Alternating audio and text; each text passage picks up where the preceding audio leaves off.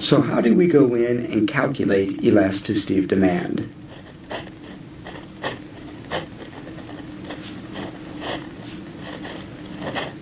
Well, the idea of the elasticity of demand is to go in and take your percentage change in your quantity that's being demanded divided by the percentage change in price. Now, if that is the case and you have the percentages in front of you, this calculation becomes relatively easy to do. So for an example, let's assume that you have an increase in the price of cars being 1%. And in response to that, car purchases, or the quantity demanded of cars, decreases by 2%. All right, given that information in our elasticity of demand, we're going to say your percentage change in quantity is in the numerator. So your percentage change in quantity would be 2% divided by your percentage change in price, which is going to be 1%. Now, we're going to go ahead because I think this is going to be important in our next calculation. You notice in this case that the price of cars increased by 1%, so we're going to put a positive 1% in the denominator, and the quantity demanded of cars decreased by 2%. So negative 2 divided by 1 is going to give us negative 2. And we'll treat that negative sign here in just a moment. Let's also assume, let's take another example, that the price of gasoline decreases by 1%. All right, decrease in the price of gas by 1%.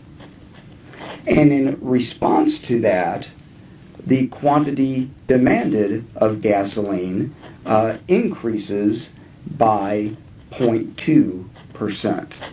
So what is your elasticity of demand?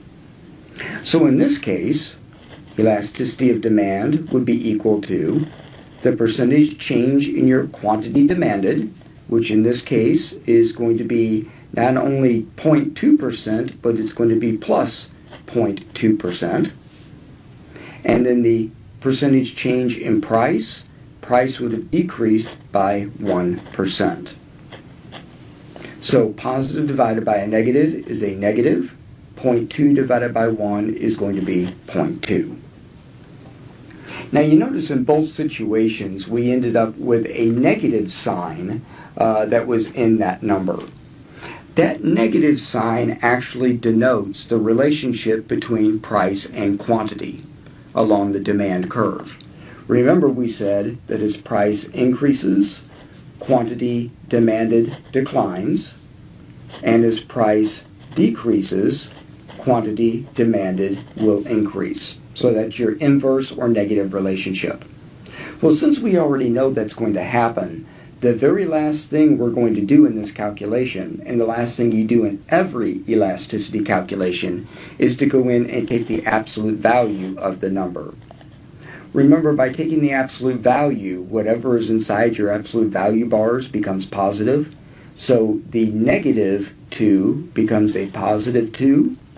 And if you take the absolute value of your second example, then your elasticity value is going to be equal to simply 0.2. So your elasticity value will end up always being a positive number.